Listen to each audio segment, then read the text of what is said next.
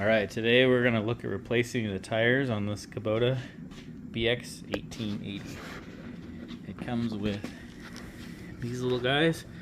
They're 16 by 7.5 tires. They're pretty tiny. It is four-wheel drive and it does great, but these tires have had it. So we're going to replace it with a compatible upgrade.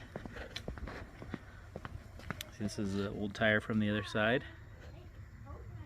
Tiny, and it's had it. It's been patched. It's had the goo in it.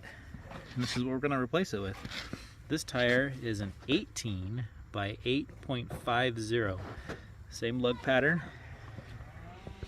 So it's going to go from this look here to this right here. You can see the difference in the tires. The front one is a lot bigger than now, and it doesn't affect the ride or the stability here. I'm going to make a video here and add it to this, test driving it, and see if there's any performance issues.